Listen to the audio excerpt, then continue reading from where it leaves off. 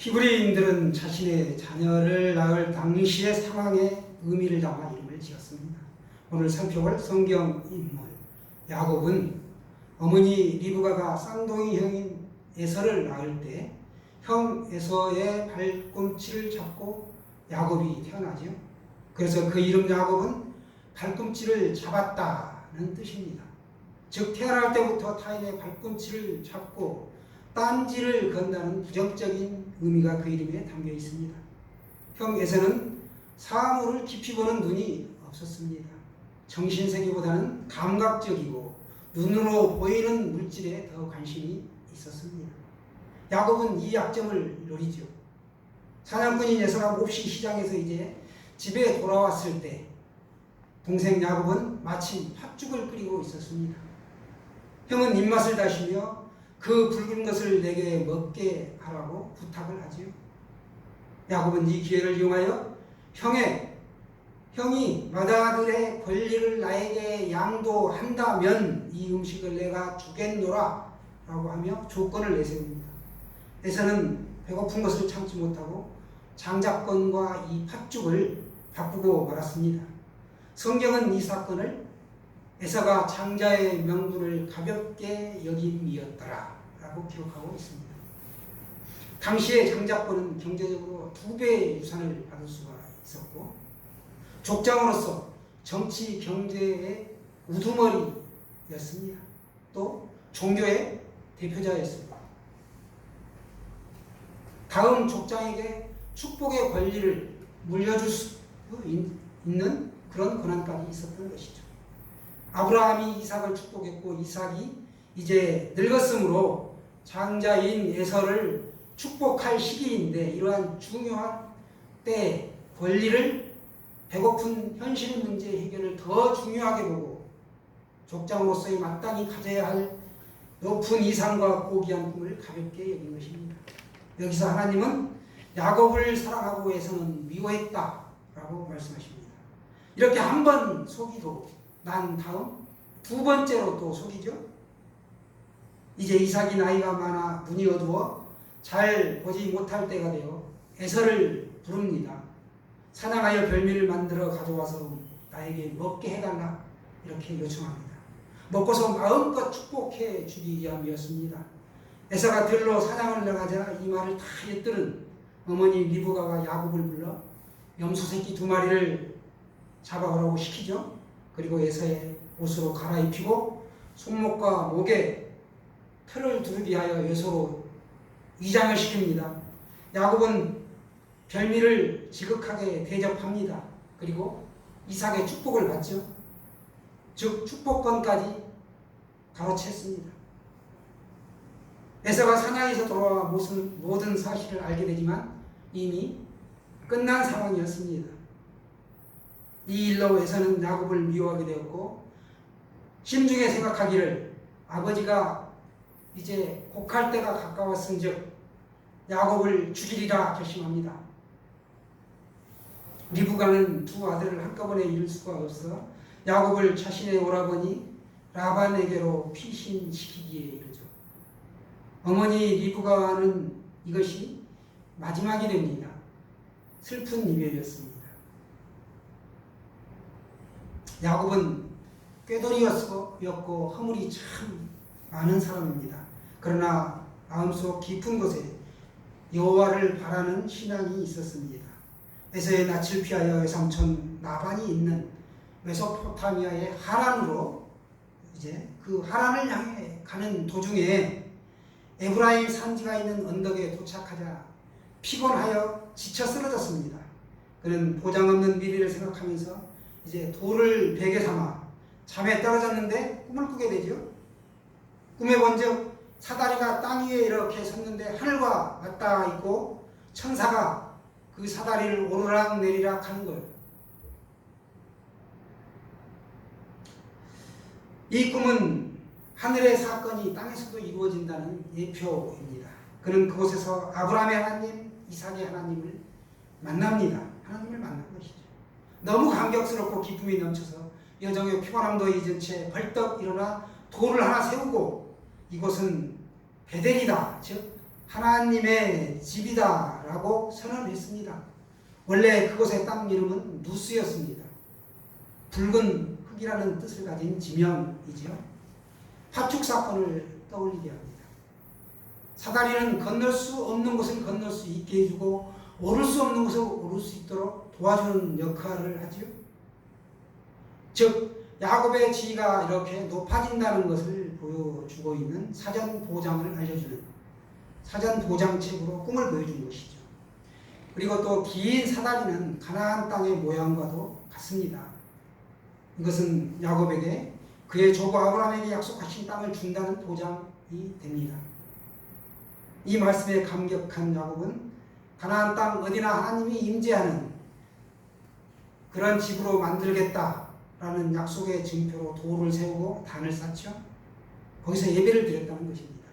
거기서 그는 하나님이 아버지 되심을 발견했고 약속의 증표로 하나님과의 언약을 맺은 것이죠.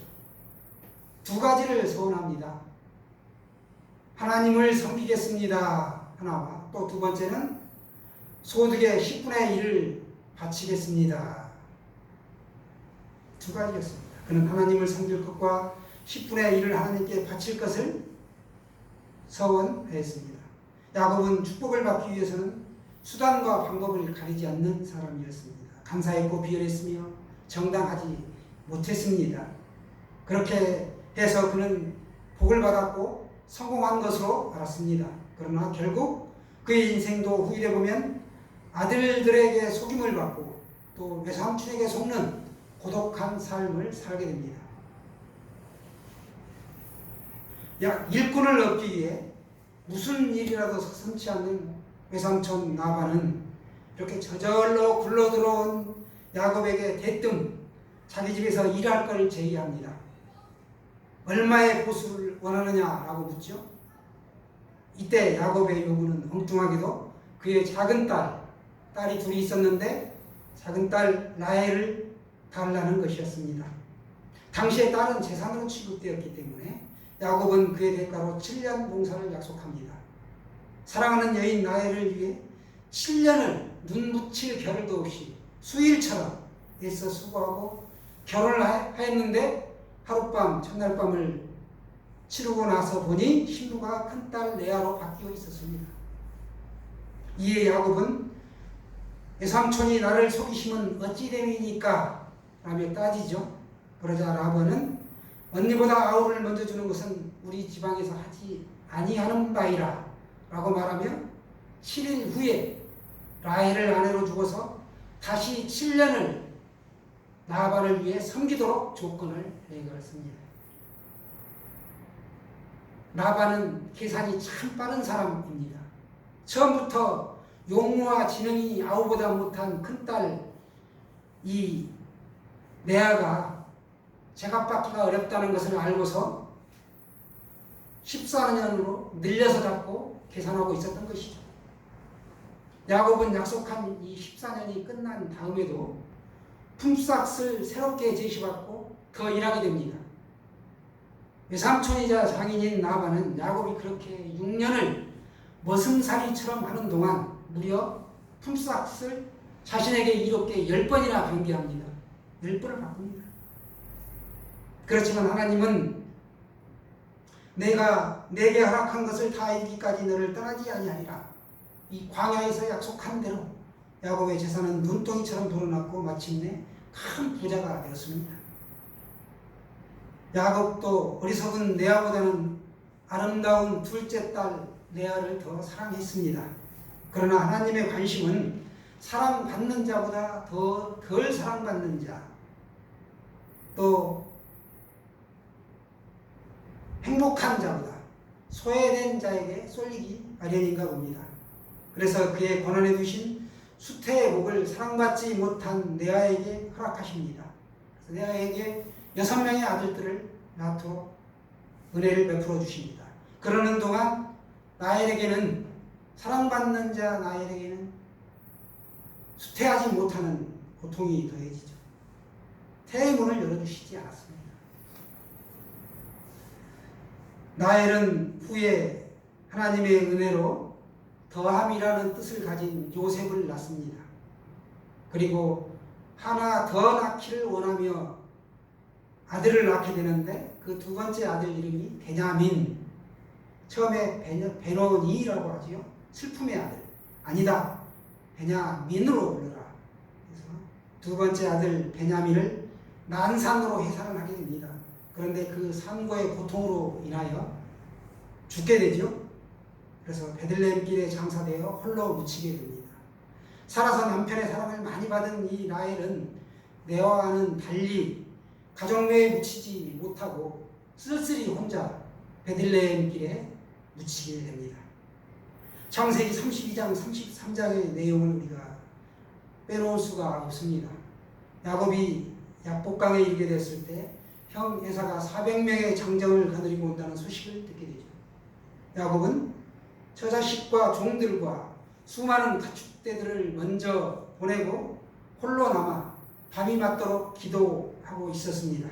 하나님께서 이런 야곱에게 긍휼히 여기사 천사들을 보내셨는데 야곱이 이 천사들을 만나자 그만 그들을 꽉 붙들고 놓지를 않습니다. 늘어집니다. 천사는 야곱의 이 허벅지 관절을 쳐서 어긋나게 하죠. 끝내 놓지 않는 야곱을 보고 내 이름이 무엇이냐라고 묻습니다. 야곱이 이에 대답하지요. 예, 야곱입니다. 이에 천사가 다시는 야곱이라 부를 것이 아니요 이스라엘이라 부를 것이니 이는 내가 하나님과 및 사람들과 겨루 이겼음이니라 합니다. 오늘날 이스라엘 나라의 이름이 여기에서 유래되었습니다. 야곱이 이스라엘로 이름이 바뀌게 된 것이죠. 그리고 그는 분열의 아침을 맞게 됩니다. 하나님의 얼굴을 대면하여 보았으나 내 생명이 보존되었다라는 뜻이죠. 그렇게 고백을 합니다. 마침내 두 형제는 서로 만나게 되었습니다. 에서는 야곱을 용서하지요. 야곱의 후손은 이스라엘 12지파가 되었고 그 속에서 예수님이 유다지파에서 예수님이 탄생하셨습니다. 에서의 후손은 에돔의 족속이 되었고 그 후손에서 헤롯 왕이 나오게 되는데 헤롯은 아기 예수를 잡아 죽이기 위해 2살 아래의 사내 아이를 모조리 죽이는 대학살의 원흉이었죠. 결국 에돔 족속은 지구상에서 사라지고 말았습니다. 에돔이라는 히브리 말의 뜻은 빨갛다입니다. 장자의 권리를 팥죽과 바꿀 때 그 붉은 것을 먹게 하라. 빨간 것을 내게 먹게 하라. 라고 한 데서 빨강이라는 민족의 이름이 붙은 것입니다. 빨간 팥죽이라는 이름과 하나님과 겨루어 이겼다는 이 이스라엘이라는 이름과는 엄청난 차이가 있죠. 신앙과 부신앙의 차이입니다. 여러분, 신앙으로 사시기 바랍니다. 우리가 오늘 본문을 이해하려면 앞선 34장의 내용을 또 먼저 알고 계셔야 합니다. 야곱은 레아와 라헬, 여종 실바와 비라 이렇게 4명의 아내에게서 12명의 아들과 딸 디나를 두었습니다. 이국 땅 외삼촌 나반의 집에서 이제 타향살이 한 지 20년이 지나 처자식과 재산을 모아 당당한 일가를 이룬 야곱이 약속의 땅을 사모하는 가운데 돌아오는 길에 세겜 땅에 머물렀을 때 사건이 발생되죠. 15세가량의 아름다운 그의 딸 디나가 세겜성 구경을 나갔다가 세겜성의 주장 세겜에게 강간을 당한 사건이 발생됩니다. 디나는 세겜성 안으로 가서 그곳 여인들을 만나보고 싶었습니다. 그래서 이 철부지 디나가 혼자서 세겜성 구경을 떠났습니다. 그 땅의 주장이었던 세겜은 성 안을 돌아다니는 이 디나를 보고 한눈에 반해 그녀를 데려다가 강간하였습니다. 그리고 그의 아버지인 하몰에게 디나를 아내로 맞이할 수 있도록 허락해달라고 요청했습니다. 아버지 하몰은 얼른 야곱에게 찾아가서 디나를 며느리로 얻고 싶다고 청하면서 디나가 세겜과 결혼을 하고 또 세겜성의 처자들이 야곱의 아들들과 서로 통혼을 하자, 결혼을 하자라고 이렇게 불렀습니다. 그게 서로 좋다라고 얘기하면서 우위를 돈독히 하자고 말했습니다. 세겜도 야곱과 야곱의 아들들에게 이렇게 요청했고 지참금을 주겠다라고까지 이야기합니다. 설득을 하는 거죠. 부자가 와서. 그러나 야곱의 아들들은 소중한 여동생을 욕보인 후 강교한 정치적 수수로 잘못을 덮으려는 이 세겜을 용서할 수가 없었습니다. 그들은 복수를 하기 위해서 세겜의 말대로 이제 들어주는 척하면서 요구 조건을 내걸죠. 디나를 아내로 맞이하려면 남편이 될 사람은 할례를 받은 자여야 한다라는 규칙을 내세웁니다.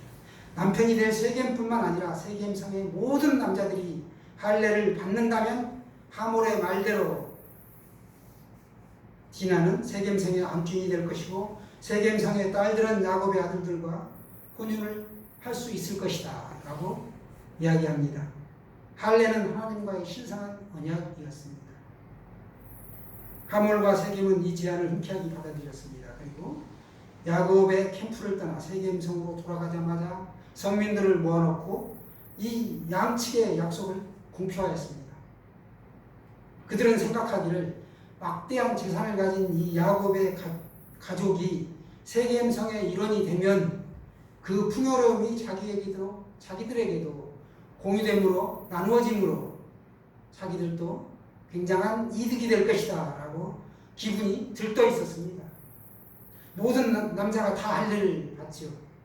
그러나 이것은 세겜의 큰 실수였습니다. 세겜성의 모든 남자가 할례를 받는 순간 세겜성의 군사력이 0이 되죠. 일시적으로 군사력은 나비되었습니다.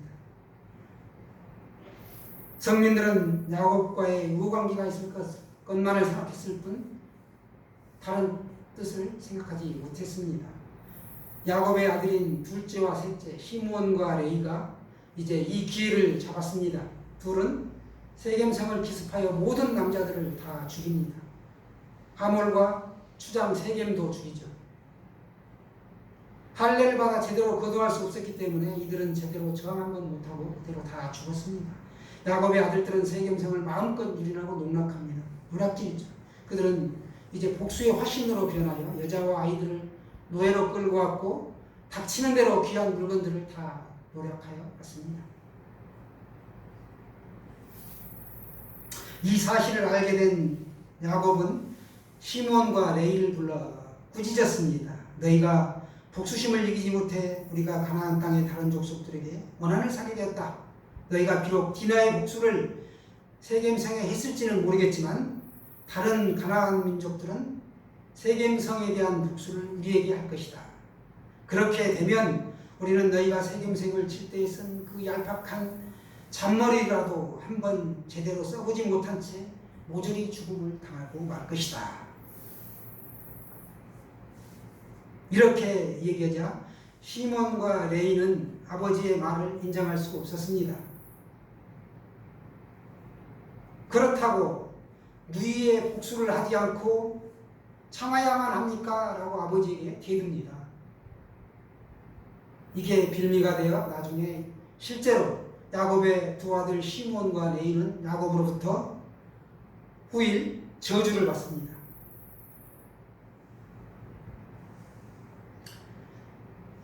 이제 야곱은 이 세겜성에서 벌어진 참으로 인하여 다른 가나안 민족들이 자신을 공격할까 무척 두려웠습니다. 그때 하나님이 야곱에게 베델로 올라가라 이렇게 말씀하십니다. 그 말씀이 우리가 오늘 읽은 본문 말씀 창세기 35장 1절에 등장하지요. 하나님이 야곱에게 이르시되 일어나 베델로 올라가서 거기서 거주하며 내가 내 형 에서의 낯을 피하여 도망하던 때에 내게 나타났던 하나님께 거기서 제단을 쌓으라 하시니라. 아멘. 하나님은 야곱 가정에 찾아오셔서 허물을 지적하시고 해결책을 제시해 주셨습니다. 절망적인 상황에서 일어나라고 하신 것이죠. 일어나 베델로 올라가라 이렇게 말씀하십니다. 베델은 야곱이 가장 뜨겁게 하나님을 만났던 곳입니다. 도망자의 신세일 때 지쳐 쓰러져서 광야에서 베델의 하나님을 만났죠. 그리고 거기서 서원하였습니다. 제단은 희생의 피를 통해 거룩하신 하나님과 교제하는 복된 곳입니다. 2절 말씀에도 중간에 보시면 너희 중에 있는 이방 신상들을 버리고 자신을 정결하게 하고 너희들의 의복을 바꾸어 입으라. 야곱은 여기서 세 가지 결단을 하죠. 우리 2절 말씀 한번 보겠습니다. 2절 말씀 중간에 보시면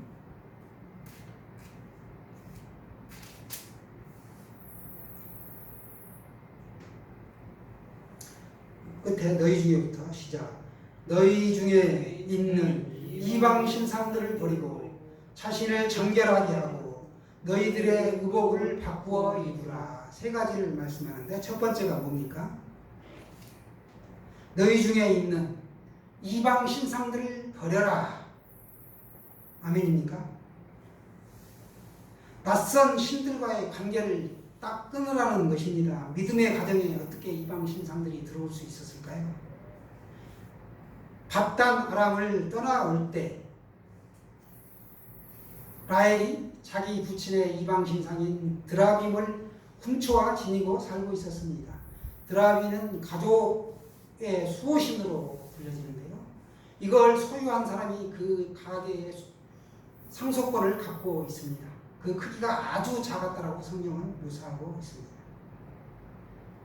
라헬은 용모에 비해 신앙이 매우 좋지 않았고 성깔도 있었던 것으로 보여집니다.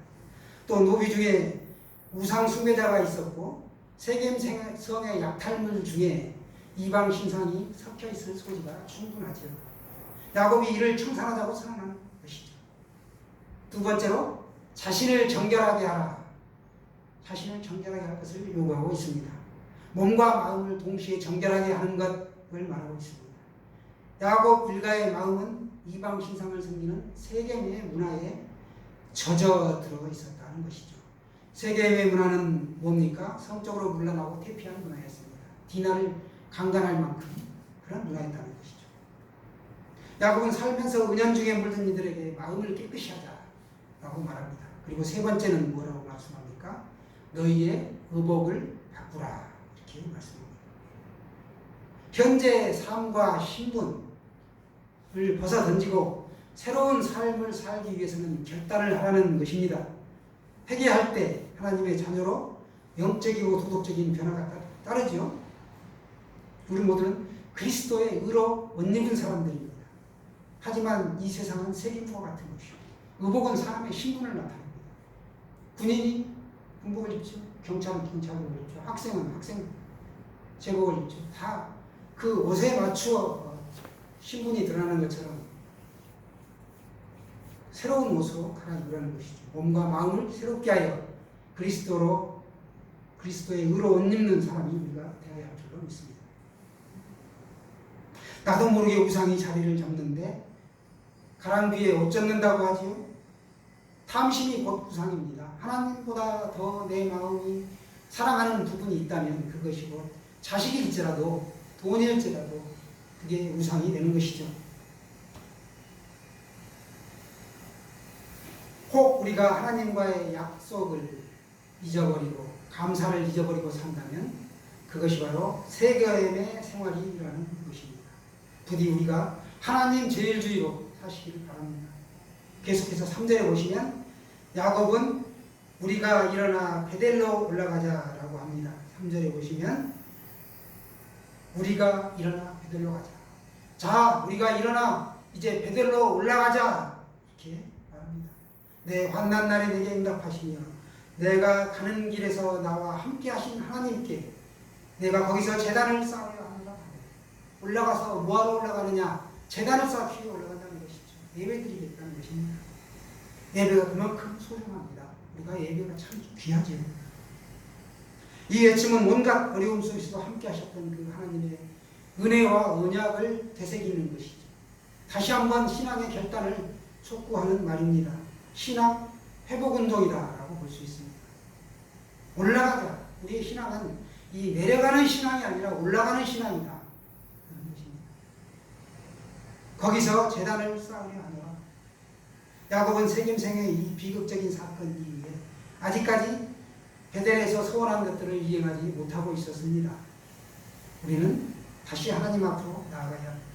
새롭게 태어나야 합니다. 우리가 하나님을 뜨겁게 만났던 그 첫사랑이 있을 줄 믿습니다. 4절 말씀에서 보시면 이방 신상들과 귀고리들을 상수리 나무 아래에 묻었다. 특정한 상수리 나무 아래에 묻었다는 것입니다. 귀고리는 오늘날 우리가 차고 다니는 이 귀걸이가 아닙니다. 장신구가 아니라는 것이죠. 신상이나 이 부적이 그 귀걸이에 새겨져 있습니다. 그래서 그것이 자신을 지켜줄 것이라고 당시의 사람들은 믿고 있었는데 일종의 간이용 우상입니다. 고대인들은 이것을 부착함으로써 이게 악기를 몰아내고 행운을 가져다 준다라고 믿었고 또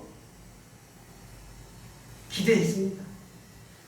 이 귀고리를 상수리 나무 아래에 묻었다는 것은 모든 우상은 하나님의 언약 앞에서는 시체와 같다라는 뜻이죠. 우상 숭배를 청산하고 믿음의 조상 아브라함이 간직했던 순수한 믿음으로 순수한 신앙으로 복귀를 의미하고 있습니다.